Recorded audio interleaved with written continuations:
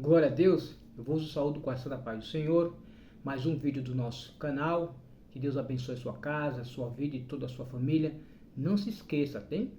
De se inscrever no nosso canal, de compartilhar, de dar um sinal, dar um like para que esse vídeo chegue a mais pessoas. Lições Bíblicas Dominical, essa lição aqui, ó, da editora Betel, adultos. O título dessa lição: Os discípulos de Jesus Cristo, crescendo em maturidade espiritual e vivendo a missão até a eternidade com Jesus. Hoje, lição de número 7. Nós estudamos a lição anterior, foi a lição de número 6. Nós falamos da disciplina da oração. E hoje nós vamos tratar da lição de número 7, a data dia 15 de fevereiro de 2026. Título: Vencendo as estratégias e propostas do inimigo. Interessante, né? Propostas, né? É mais de uma.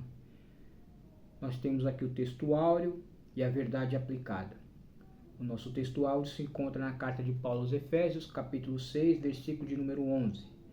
Revestivos de toda a armadura de Deus, para que possais estar firme contra a cilada astutas do diabo.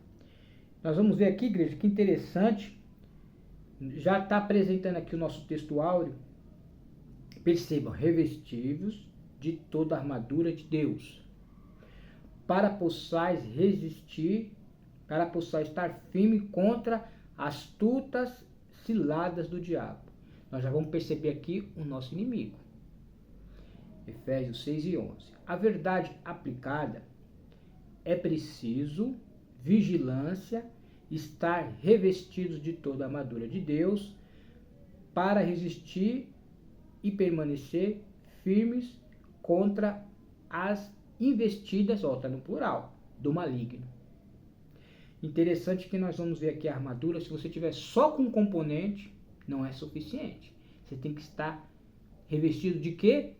Toda a armadura de Deus. Objetivos da lição.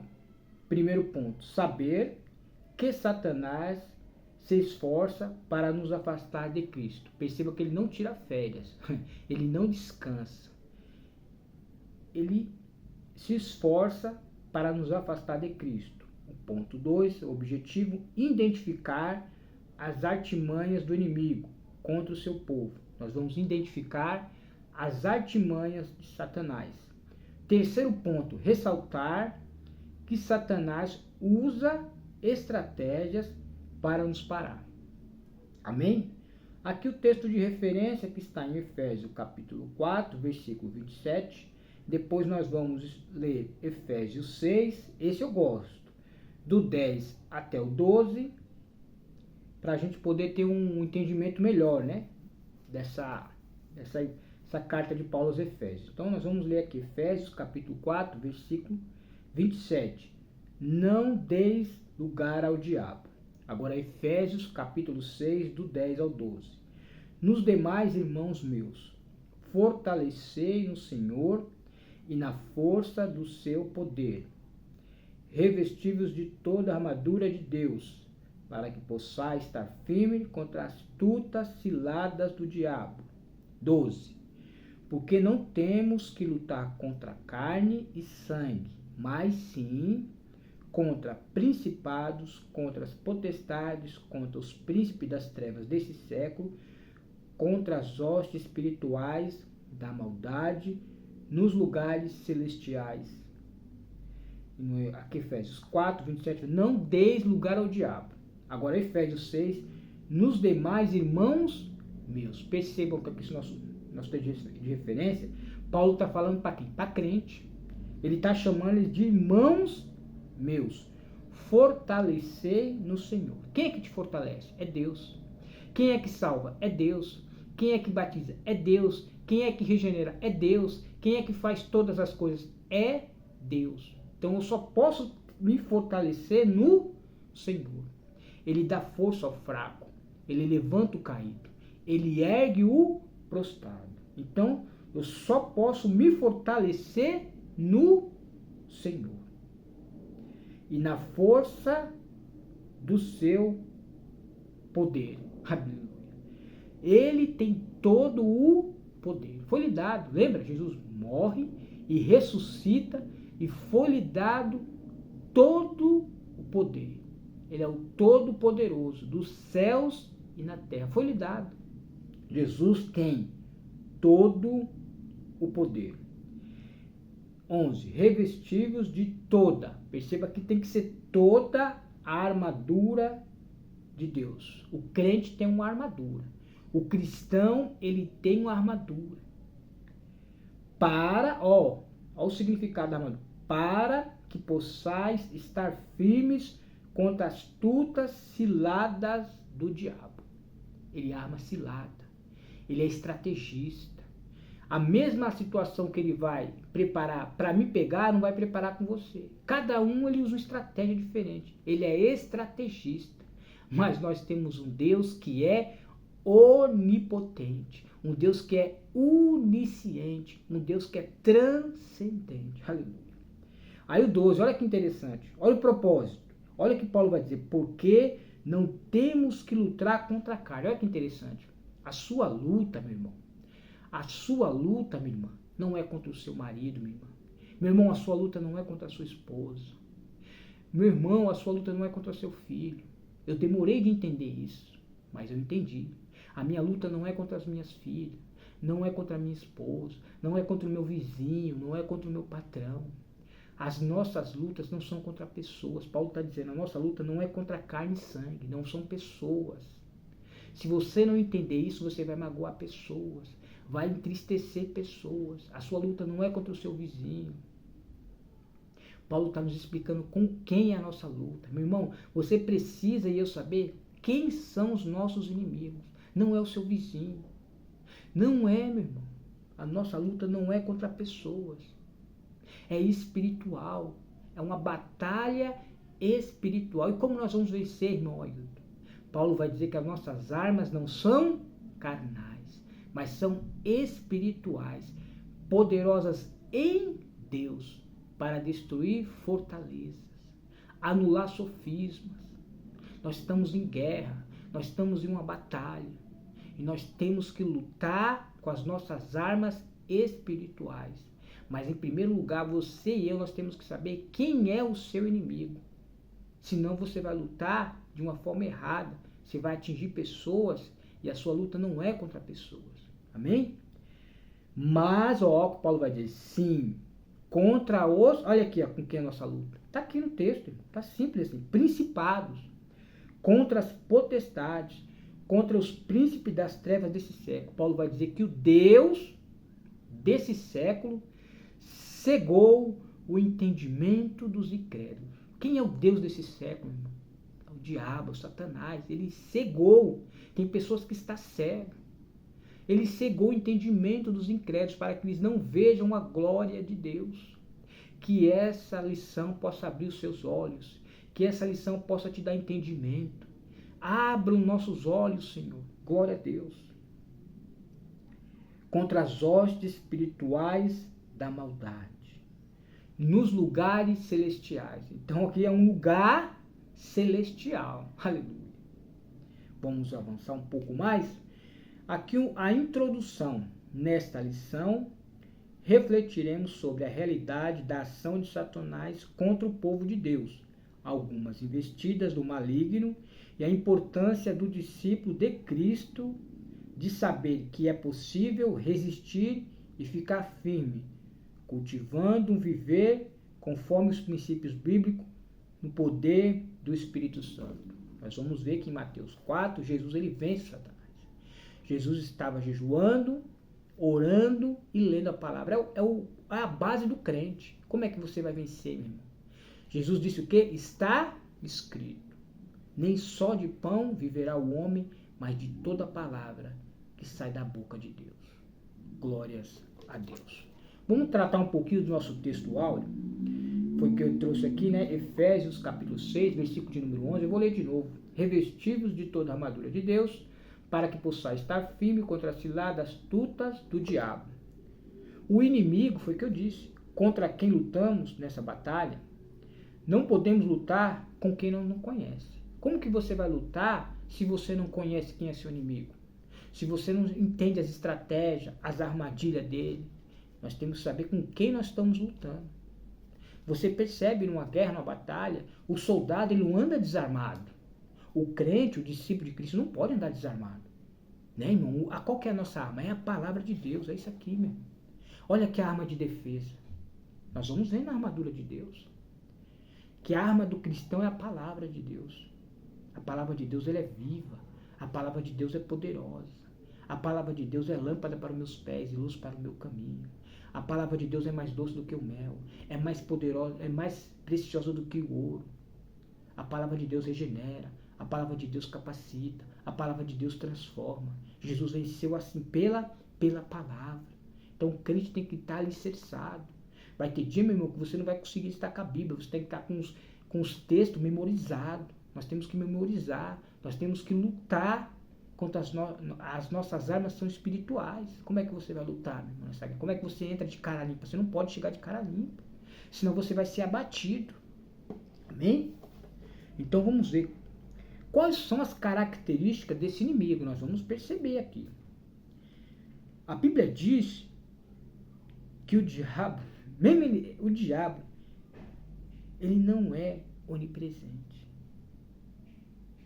Mas ele tem os seus agentes espalhados. Principados e poder ele tem. Ele lembra que caiu junto com ele, uma 13ª parte dos anjos caiu, são esses. Ele tem seus agentes espalhados por toda parte. E esses seres caídos, lembra dos anjos caídos, estão a seu serviço para guerrear contra o povo de Deus. Vamos ler aqui o nosso ponto de número 1, que vai falar: saber que Satanás se esforça para nos afastar de Cristo. Ponto 1. As propostas ardilosas do inimigo. A Bíblia deixa claro que Satanás é um inimigo ardiloso, que anda ao derredor. Ele não é onipresente. Ele não é onisciente. Ele não pode estar em todo lugar. Mas ele tem os seus comandados. Então, vamos perceber aqui que ele anda ao derredor, como um leão, procurando a quem possa devorar. 1 de Pedro 5,8. Depois nós vamos tratar um pouco desse texto aqui de Pedro. Ele age sagazmente, ele é sagaz, com propostas que parecem legítimas. Lembra lá em Faraó? O Faraó oferecendo proposta para Moisés. Cuidado com as propostas de Faraó. Cuidado com as propostas, meu irmão. Satanás, ele é sujo, ele é maligno, ele é perverso. Que parece legítimo, mas o seu intuito é tirar o foco dos cristãos. Qual que é o nosso foco? Qual que é o nosso alvo? Paulo vai dizer: prossigo para o alvo. Quem é o nosso alvo? Jesus Cristo. Aqui vai falar em Hebreus capítulo 12, versículo de número 2. Ele emprega artifícios tentadores, como dinheiro, fama, riquezas, orgias, outros prazeres mundanos. Interessante que o dinheiro aqui, né, irmão, já vem em primeiro lugar. Jesus só vai chamar duas coisas de Senhor: Deus e o dinheiro. Aprendi isso. O dinheiro não pode ser o seu patrão. O dinheiro tem que ser o seu servo. Olha o perigo do dinheiro. Temos que vigiar, igreja. Temos que vigiar, meus irmãos. Vamos avançar aqui. Nós vamos ver que Paulo, foi o que eu falei, Paulo trata dos principados, príncipes desse mundo. Esse inimigo, ele não dorme. Ele não tira férias. É um inimigo invisível. Ele é como um leão que urge. Em segundo lugar, é um inimigo maligno. A Bíblia o chama de diabo, Satanás. Significa de adversário, assassino, ladrão, mentiroso, pai da mentira, destruidor. Lembra que eu falei que nós ia tratar um pouquinho do tema aqui primeira carta de Pedro 5,8? Vamos ler lá, igreja, para que a gente possa ter um entendimento mais profundo. Primeira carta de Pedro, 5:8. Primeira carta de Pedro 5:8. Sede sóbrios, vigiai, primeiro Vigiai, porque o diabo, o vosso adversário, ele é o vosso adversário, anda ao derredor, bramando como leão, buscando a quem ele possa tragar. 1 de Pedro 5 e 8. Olha aqui as lições que nós podemos aprender. A identidade do adversário, vosso adversário. O diabo não é uma lenda. Não é um anjo, ele é um anjo caído, mas ele não é uma lenda. Ele veio para matar, roubar e destruir. É o pai da mentira. Não podemos superestimar o seu poder. Não, meu irmão. Nós não podemos superestimar o seu poder. Ele é maligno. Ele é assassino. Mas o nosso Deus, maior é o que está conosco do que o que está com eles. O nosso Deus é grande. O nosso Deus é poderoso para fazer infinitamente mais além do que pensamos ou que pedimos. Aí aqui ele vai falar em Hebreus capítulo 12, versículo de número 2. Vamos ler essa referência? Hebreus capítulo 12, versículo de número 2. Escritura aos Hebreus, capítulo 12, versículo de número 2. Olha para quem você e eu temos que olhar. Já começa, olha que maravilha. Olha o título dessa carta aos Hebreus. Perseverança no meio das provações, segundo o exemplo de Cristo. Olhando, olha para quem que você tem que olhar. Para Jesus. Aleluia. Lembra de Pedro? Pedro, ele começou a caminhar pelas águas, mas ele começou a olhar para o vento, ele começou a olhar para a tempestade e ele caiu. Quando ele estava olhando para Jesus, ele estava caminhando sobre as águas. Mas quando ele tirou os olhos de Jesus, ele caiu. Não tire os olhos de Jesus, meu irmão. Minha irmã, não tire os olhos de Jesus, você pode cair. Nosso alvo é Jesus Cristo, olhando para Jesus, o autor e consumador da nossa fé, o qual, pelo gozo que lhe estava proposto, suportou a cruz, aleluia, desprezando a afronta e assentou-se à destra do trono de Deus, aleluia. Ele está à destra do trono de Deus. Foi para isso que ele veio para morrer no meu e no seu lugar, aleluia. A morte substitutiva de Cristo, aleluia. A morte substitutiva de Cristo, amém? Hebreus 12.2. Para quem devemos olhar? Para Jesus, o autor e consumador da nossa fé. Jesus venceu e derrotou o diabo, triunfou sobre a morte e está sentado à destra de Deus. Vamos avançar, igreja? 1.1. Um inimigo em comum. Os seres humanos possuem inimigo em comum, que busca manter a mente de pessoas na escuridão para que não percebam a luz do Evangelho de Cristo. 2 Coríntios 4:4. Foi o que eu tratei, que o Deus desse século cegou o entendimento dos incrédulos. Assim como tentou Jesus no deserto, Satanás continua a nos tentar para nos conduzir para fora da vontade de Deus. Infelizmente, muitos são iludidos pelas ofertas do inimigo e se tornam escravos dos prazeres que ele oferece. Aqui foi o nosso ponto 1. Um inimigo em comum. Paulo vai tratar, 2 Coríntios capítulo 4.4, o diabo interfere nas mentes dos ouvintes. O diabo é chamado por Paulo o Deus desse século. Ele age nas emoções e na mente. Ele cega os olhos e o entendimento. O diabo ataca os incrédulos com a cegueira espiritual. O diabo também, meu irmão, mantém os incrédulos sob um manto de trevas, para que não resplandeça a luz do Evangelho, da glória de Deus. Vamos avançar um pouquinho mais. 1.2. As tentativas de nos afastar de Cristo. Muitas pessoas acham que aceitar a Cristo como seu Senhor e Salvador é sinônimo de uma vida tranquila. Porém, Cristo nos disse que neste mundo nós teríamos tribulações. O inimigo ataca os seus seguidores de Jesus Cristo continuamente. João 16.33. Os cristãos sofrem muitas aflições. O rei Herodes, por exemplo, resolveu perseguir os membros da igreja e mandou matar Tiago, irmão de João, a espada. Atos 12.2.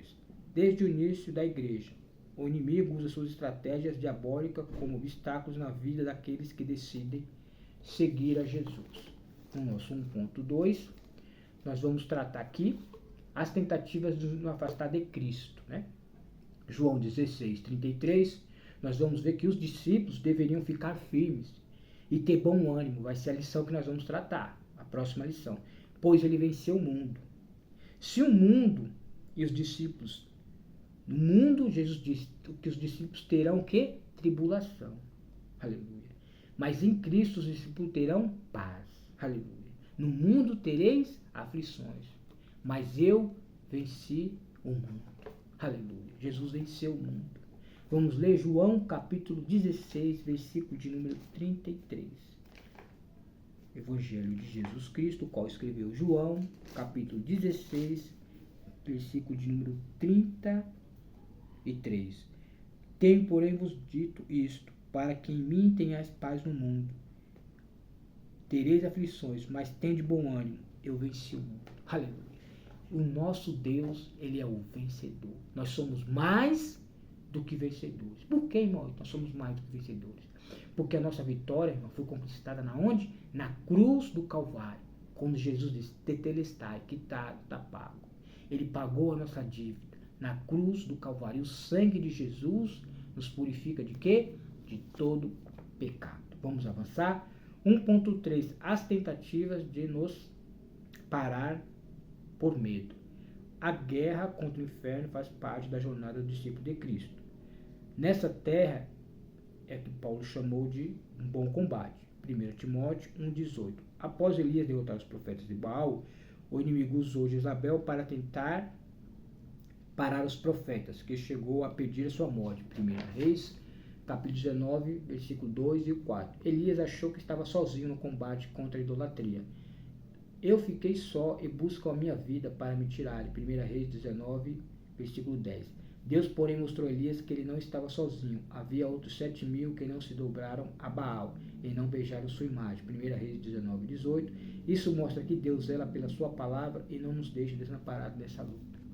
Quais são as promessas de Deus? Ele prometeu estar conosco quantos dias? Todos os dias da nossa vida. O salmista vai dizer, ainda que eu andasse no vale da sombra da morte, não temeria mal algum, porque tu estás comigo. Eu e você temos companhias de Deus na adversidade. É as promessas de Deus. Ele prometeu estar conosco todos os dias da nossa vida. Se agarre nas promessas de Deus, porque fiel é o que prometeu. Oh, glória! Fiel é o que prometeu. Vamos ler 1 de João. Olha que interessante esse texto aqui, igreja. 1 de João. Vamos lá? 1 de João. Eu gosto muito desse texto aqui de João. 1 de João 5. 1 de João, primeira epístola de João, capítulo 5. Nós vamos ler o 4 e o 5. Porque todo que é nascido de Deus vence o mundo. Aleluia. Esta é a vitória que vence o mundo. A nossa fé. Olha o 5. Quem é que vence o mundo? Senão aquele que crê que Jesus Cristo é o Filho de Deus. Aleluia. A nossa vitória. Nós somos mais do que vencedores em Cristo Jesus. Oh, glória a Deus. 1.3, né? As tentativas de nos afastar do medo. Primeira carta de Paulo a Timóteo 1,18. A vida cristã é um combate, é uma guerra sem trégua, é uma luta sem pausa. Não podemos, porém, entrar nessa peleja trajando armas carnais. Precisamos de armas poderosas em Deus para anular sofismas, destruir fortalezas. As armas de combate na luta contra a heresia. É uma luta, é um combate. Qual que é as armas do cristão contra a heresia, a falsa doutrina de demônio? São a fé e a boa consciência. Aleluia. É a fé e a boa consciência. Oh, glória. Vamos ler primeira carta de Paulo aos Romanos, Timóteo 1,18. 1 Timóteo 1:18. Primeira carta de Paulo a Timóteo 1:18. Este mandamento te dou, meu filho Timóteo, que segundo as profecias que houve acerca de ti, milites por elas. Boa milícia. Primeira carta de Paulo a Timóteo. É isso mesmo? 1:18. Amém? Vamos avançar aqui, igreja. Nós já lemos 1.3, nós vamos avançar aqui para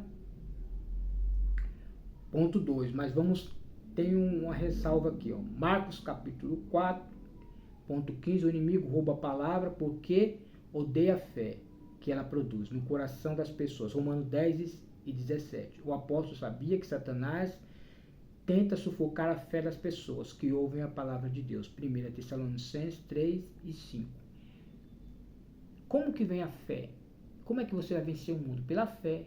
Mas como que produz essa fé, irmão? A Bíblia diz que a fé vem pelo ouvir e ouvir a palavra de Deus. Então, só vou produzir fé se eu ouvir a palavra de Deus, porque a fé é um dom de Deus.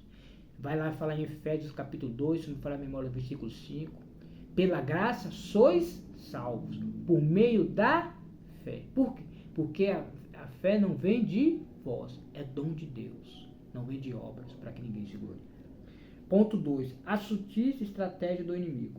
O inimigo de nossas almas faz de tudo para enfraquecer a nossa fé. Lucas 22:32. E nos enganar de doutrinas demoníacas. 1 Timóteo 4, versículo 1. A igreja enfrentará essas investidas até que seja arrebatada na vinda do nosso Senhor. Não por acaso o apóstolo Pedro nos alertou a respeito da sua sagacidade do inimigo. 1 de Pedro 5:8. Nós tratamos já desse texto. Então nós vamos tratar do ponto 2, a sutil estratégia do inimigo. Lucas 22, capítulo de número 32. Nós vamos ver que Pedro, né, ele está na mira da intercessão de Jesus. Lembra? Senhor, aumenta-nos a fé. Aleluia. Pedro na mira da intercessão de Jesus. A defesa de Pedro não vem dele mesmo, mas da intercessão de Jesus. Jesus se coloca na brecha em seu favor. Jesus ora para que a sua fé não desfaleça. Aleluia. Jesus ora para que a fé de Pedro não desfaleça. Lucas 22:32. Vamos ler esse texto, é muito importante. Nós estaremos o texto para que fique mais, né, fique de uma compreensão melhor para a igreja. Lucas 22:32. Lucas 22:32. Mas eu roguei por ti, para que a tua fé não desfaleça. E tu, quando te converteres, confirma aos teus irmãos. Então, Jesus orou para que a fé de Pedro não desfaleça. Oh, glória. Vamos avançar aqui, igreja. 2.1. O inimigo tenta enfraquecer a nossa fé. Na parábola do semeador, Marcos 4:1-9, quando a palavra de Deus foi semeada, uma parte caiu na beira do caminho e as aves comeram. Marcos 4, versículo 4. O objetivo da parábola é mostrar que a palavra é semeada. Esse é o objetivo. Marcos 4, versículo 14. Mas alguns são como a semente que cai à beira do caminho, assim ouve a palavra de Deus, o inimigo arranca o que foi plantado nele. Marcos 4:15, o inimigo rouba a palavra de Deus porque odeia a fé que ela produz no coração das pessoas. Amém? Então o inimigo rouba a fé das pessoas. Então aqui a palavra de Deus é apresentada como o quê? Como uma semente. Nós vamos ver que em primeira carta de Paulo a Timóteo, capítulo 4, versículo 1, as falsas doutrinas têm um poder maior destrutivo do que a perseguição. Perceba o que eu já falei, a perseguição não destrói o povo de Deus. O que destrói o povo de Deus é a falta de conhecimento. Quem está por detrás dessas falsas heresias são os espíritos enganadores, os próprios demônios. O diabo é enganador, seduzindo as pessoas ao erro. Então o diabo, ele engana as pessoas, né? Agora vamos avançar mais um pouco aqui, igreja. O inimigo tenta enfraquecer a nossa fé, que eu disse aqui da parábola, né? De Marcos 4.1 ao 4, Marcos 4, do 1 ao 9. Nós vamos ver que o inimigo, ele tenta enfraquecer a nossa fé. Nós vamos ver aqui a parábola, né? Um coração duro ouve a palavra, mas não compreende. Aqui está falando do coração, está falando que a semente foi semeada em solo rochoso. O solo representa o nosso coração. Um coração duro, ele é como um solo abatido. Por isso nós temos que pedir para Deus abrir o nosso coração, quebrantar o nosso coração.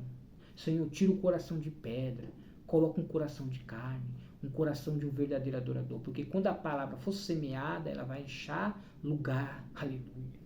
Um coração duro ouve, mas falta ali compreensão, entendimento espiritual.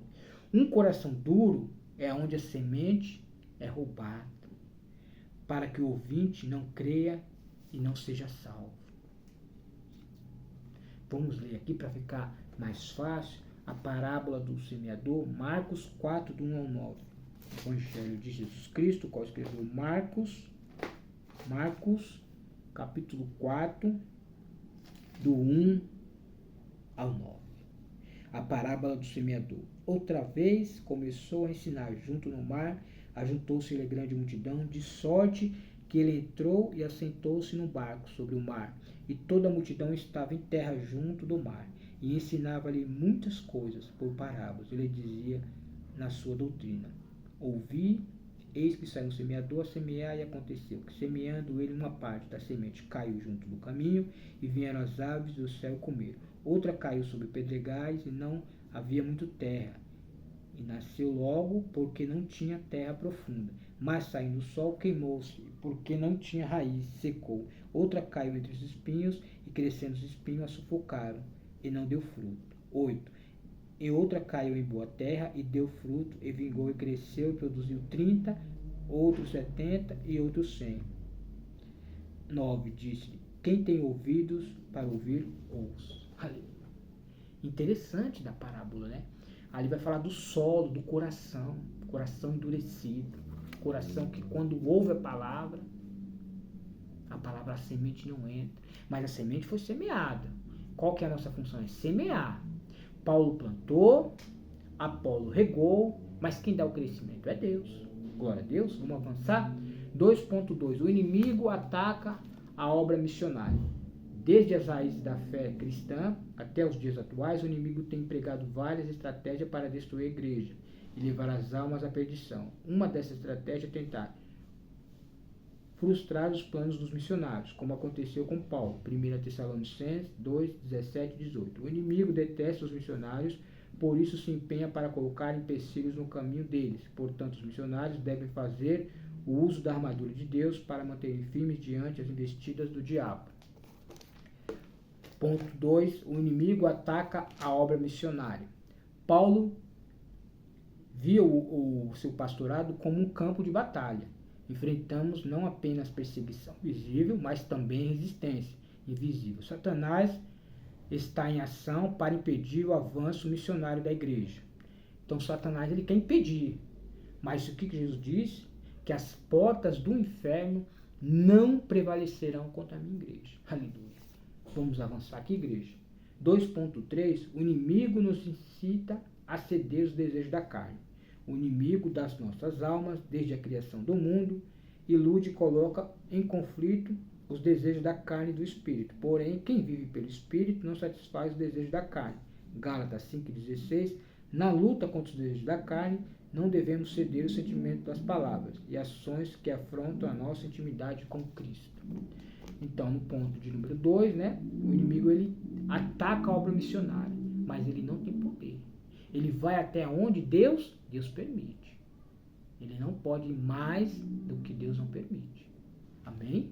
Então, nós temos que lutar. Nós temos que temer ao diabo. Resistir ao diabo e ele fugirá de vós. Nós temos que temer a Deus e resistir ao diabo. O inimigo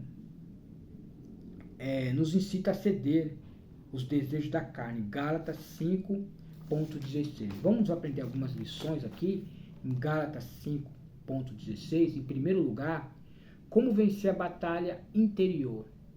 Os desejos da carne levam à morte. Porém, se andarmos no Espírito, jamais satisfaremos esses apetites desenfreados da carne.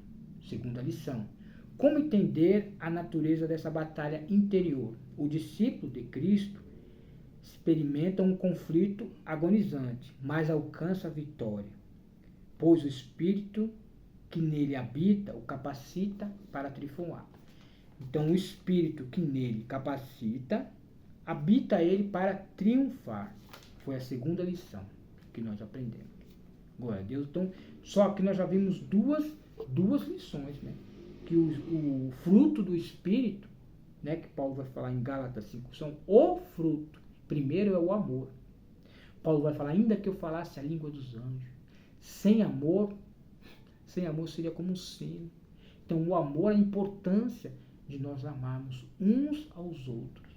Então, o fruto do Espírito, ele é dado pelo Espírito Santo. Essa é a maior evidência da nossa salvação. O fruto do Espírito. Vamos avançar para o ponto 3. As táticas de Satanás contra a igreja. A queda acarretou implicações graves para todo ser vivente. Romanos 8, 22. A relação entre o ser humano e Deus foi afetada a partir daquele dia. Gênesis 3 e 10. A inocência do homem se foi pela desobediência à lei de Deus. Gênesis 3 e 11. Por meio de um homem, Adão, sobreveio toda espécie de sofrimento aos humanos. Romanos 5 e 12. Entretanto, também por meio de um homem, Jesus Cristo, todos que creem e o obedecem serão vencedores e triunfantes. Romanos 5 e 17. Então, nós vamos ver aqui as táticas de Satanás contra a igreja. Né? As táticas de Satanás contra a igreja. Primeiro ponto aqui, o cativeiro da criação. A queda não atingiu apenas o homem, mas também a natureza. Nós vamos ver que a queda de Adão, pelo pecado, não atingiu só apenas o homem, mas também a natureza. Nós vamos ver em Romanos 8, 18, sofrimento. 8 e 20, Romanos, vai ter a vaidade. 8 e 21, o cativeiro. E 8 e 22, corrupção e angústia. Vamos ler Romanos 8 e 18, carta do apóstolo Paulo aos Romanos 8 e 18, sofrimento. Romanos 8 e 18. Porque para mim tenho por certo que as aflições, olha o sofrimento, deste tempo presente não são para comparar com a glória que nos há de ser revelada. Romanos 8 e 20, vaidade. Porque a criação ficou sujeita à vaidade. Olha aí, pecado. Não por sua vontade, mas por causa do que a sujeitou. 21, cativeiro. Mas na esperança de que também a mesma criatura será libertada da servidão, da corrupção para a liberdade da glória dos filhos de Deus. Olha a vaidade. 22, corrupção e angústia. Romanos 8 e 22. Porque sabemos que toda a criação geme e está juntamente com dores de parto. Até agora. Você viu aí o que acontece? Só com o pecado que nós tratamos aqui, a queda. Olha o que a queda acarretou. Implicações graves a todo ser vivente. Não só a pessoa, mas a natureza. Sofrimento, vaidade, cativeiro, corrupção e angústia. Cristo foi diferente de Adão. Olha a diferença, olha o contraste de Cristo e de Adão. Quanto aos seus resultados da sua obra, o pecado de Adão trouxe o quê? Condenação. Está escrito aqui. A obra de Cristo traz o quê? Justificação. Aleluia. Ele nos justificou. Aleluia. Ele nos justificou. Vamos aqui, ó. A queda de Adão atingiu não apenas ou toda a raça humana. Por meio do seu pecado entrou a morte no mundo, por meio do pecado de Adão. Por meio da obediência de Cristo recebemos a vida eterna. Olha o contraste. Por meio do pecado do mundo recebemos a morte. Porque Paulo vai dizer que Romanos 3, 23, o salário do pecado é a morte, 6, 23. E Romanos 6, 23 e 3, 23 diz que todos pecaram e destituídos estão da glória de Deus. E o salário, qual é a contribuição? A morte. Vamos avançar. 3.1. O inimigo tenta nos parar com enfermidades. Quem não gostaria de ter uma vida pujante e livre de doença? Deus nos criou para sermos sempre ter boa saúde. Porém, quando o inimigo induziu Adão e Eva ao pecado, isso trouxe doença, dor, morte ao ser humano. Foi o que eu tratei, da morte. Lembra que o pecado ele traz? Qual é a consequência do pecado? É a morte. Romanos 5:12. Assim sabemos que enquanto existimos em um corpo corruptível, por não mais que cuidamos dele, permanecemos sujeitos a doenças, dores e morte. As escrituras relatam que o inimigo, com a permissão de Deus, produziu em Paulo grandes desconfortos, segundo Coríntios 12:7, do espinho da carne, lembra? A boa notícia é que as doenças não durarão para sempre, porque a promessa é que recebemos um corpo glorificado, não mais sujeito à doença ou à morte. 1 Coríntios 15:52. Olha que interessante. Segunda carta de Paulo aos Coríntios, capítulo 12, versículo de número 7, Satanás tinha a intenção de esbofetear Paulo, mas Deus tinha a intenção de aperfeiçoar o apóstolo. Lembra? Foi colocado espinho na carne para que ele não ensoberbecesse, para que a soberba não entrasse em Paulo. Satanás tinha a intenção de esbofetear Paulo, mas Deus tinha a intenção de aperfeiçoar o apóstolo. Nós já estamos concluindo aí. Vai ficar um pouco extenso esse vídeo, mas seja para a glória de Deus. 3.2. O inimigo tenta nos parar com atrativos. Precisamos nos fortalecer espiritualmente. As pessoas hoje se atentam para o exterior. Perdem horas em academias para fortalecer o corpo, mas não fazem nada para fortalecer o espírito. A Bíblia atribui o fortalecimento espiritual ao poder de Deus. 2 Coríntios 9:8, Efésios 3:20, 2 Timóteo 1:12, Hebreus 7:25, Judas 24. Sem fortalecimento espiritual, somos levados para longe da presença de Deus. Com facilidade ficamos vulneráveis às estratégias que o inimigo usa para nos destruir, assim como ele fez com Davi, Geazi, Acã, Sansão, Demas, Judas, tantos outros. Eu quero destacar aqui Davi.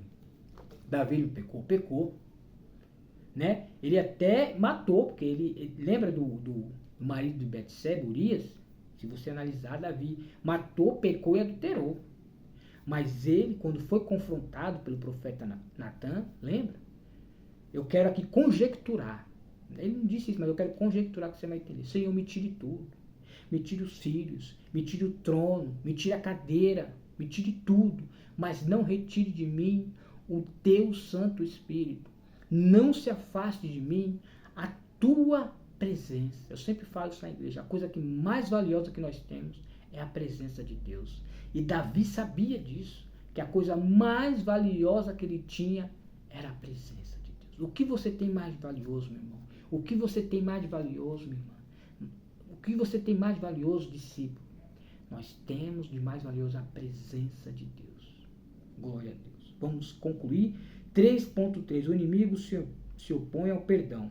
O perdão é eficaz, mas não podemos dar brecha para o inimigo. Portanto, não basta perdoar, mas evidenciar o perdão. Não havendo a prática do perdão sincero na igreja local, como em Coríntios, 2 Coríntios 2, 7 e 11, o povo de Deus proporciona ao inimigo a oportunidade de se aproveitar da falta de reconciliação para enfraquecer a igreja. Faz parte do novo viver o exercício da misericórdia e do perdão, Efésios 4:32. Davi até pecou, mas quando foi confrontado, ele reconheceu, se arrependeu. Senhor, me traz a alegria da salvação.